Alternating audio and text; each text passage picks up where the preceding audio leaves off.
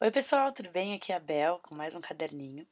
E eu vou contar pra vocês uma história hoje que às vezes eu conto em palestra, mas eu reparei que eu nunca tinha colocado no caderninho, nem em qualquer lugar aqui da internet. É, eu falo muito sobre ser ousado, né? Querer dar grandes passos e não ter tanto medo de tomar riscos. Mas eu também falo que o risco tem que ser calculado, que dar um passo muito maior do que as pernas também não é sempre o caminho, certo? Então você tem que ser ambicioso, ser ousado, mas calcular o risco. E eu dou um exemplo nas palestras, então vou dar esse exemplo para vocês também. Quando eu saí eu tava fazendo um mestrado, quando eu tinha 21, 22 anos, tava fazendo um mestrado na Google. Era um mestrado interessante que era um mestrado junto com o MIT. Então eu passava um ano, 9 meses na Google, trabalhando na Google, na sede da Google em Mountain View, aqui na Califórnia. Trabalhava num projeto bem técnico, um projeto que pudesse virar tese de mestrado. Daí voltava 3 meses para o MIT para escrever uma tese nesse projeto que eu fiz na Google. E maravilha, a Google pagava pelo mestrado, você saia com o carimbo do MIT. Parecia um verdadeiro sonho, né? Maravilhoso, eu estava muito empolgada com isso. Só que eu fiz metade e saí. E isso foi uma das coisas que muita gente ficou desesperado. Tanto da minha família, quanto amigos, quanto achavam que eu era louca. Você tá doida? Você tá numa das maiores empresas do mundo. Estão te pagando seu mestrado numa das melhores faculdades do mundo. Você já fez metade. Meu, o que você tem na cabeça? Você é maluca, né? Meu pai pirou, minha mãe achava como é possível, que é muito arriscado fazer isso. Por quê? Vai sair pra fazer o quê? E além de tudo, eu queria sair pra ir pra uma companhia que eu tinha conhecido uns caras que saíram da Google pra fazer uma coisa e eu queria me juntar a eles, assim, completamente incerto, né? E todo mundo pensava, você tá doida? Olha o tamanho do risco, por que você tá fazendo isso? Não faz sentido. Eu vou contar um pouquinho pra vocês como, na verdade, na minha cabeça não era nada arriscado. O risco estava muito calculado. Só a gente sabe pelo que a gente passou e que a gente quer fazer. Na minha cabeça, eu tinha passado, desde os 16, 17 anos, eu estava programando, trabalhando com programação. E eu sempre adorei isso, certo? Mas eu sempre adorei tecnologia e sempre adorei negócios, certo? E tem tipo um espectro, vai de tecnologia a negócios. Eu sempre fui muito mais pro lado de tecnologia. Eu fiz estágios na Google, na Microsoft, programando. O meu trabalho era programadora, certo? E, e eu achava que era animal saber construir coisas, sempre quis e sempre quero fazer isso. Mas eu achava que eu também poderia aprender o que seria mais legal do que programar para mim. Seria também começar a aprender um pouquinho sobre produto. Que se você pensa, vai no meio termo de tecnologia para business, produto é meio que no meio. Por quê? Não é sempre assim, cada empresa pensa diferente, mas em muitas empresas o que produto é, você como diretor, gerente de produto, você decide quais são as funcionalidades que você quer colocar no seu serviço ou produto. Só que para decidir, tem duas coisas muito importantes. Você tem que ser muito boa de negócios, porque você tem que entender como administrar a equipe, o que eles fazem todo dia, o que o mercado está pedindo, o que os competidores estão pedindo, o que os parceiros estão pedindo. Você tem que ser bom de negócios. Qual que é o custo para implementar, quanto vão pagar. Tem esse lado de negócios. Só que também tem muito lado técnico. Porque para você conseguir fazer essas funcionalidades, não só você tem que entender o que é possível em certo tempo, mas você tem que administrar o time de engenheiros que vai programar essa funcionalidade.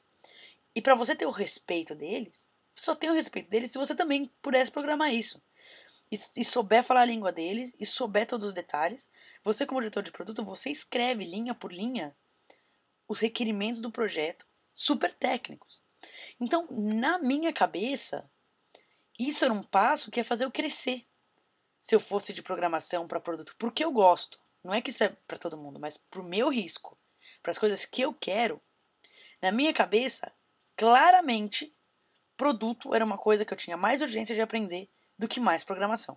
Primeira coisa, lembra disso. Segunda coisa que para mim fazia muito sentido, que na minha cabeça fazia muito sentido, tamanho da empresa, certo? Eu tive a experiência da Microsoft, também trabalhei num banco super grande de Nova York chamado Deutsche Bank. E durante a faculdade trabalhei em projetos pequenos, eu e um sócio, eu e 2 sócios, eu e 3 sócios. Só que na minha cabeça, como eu amava esse negócio de criar coisas e eu queria ver como uma empresa começa, na minha cabeça também tinha muito, muito mais valor trabalhar numa empresa pequena que ainda está procurando o valor que ela tem, uma startup, do que numa empresa estabelecida como a Google. Por mais que lá dentro também tivessem equipes pequenas que funcionam como startup, mas não era a minha opção. Eu já estava de entrada no mestrado. Então, entre fazer uma tese para algum serviço que talvez nunca fosse incorporado e correr atrás de ver como que é uma empresa de 20, 30 pessoas, certo, do dia a dia, na minha cabeça também tinha muito mais valor isso.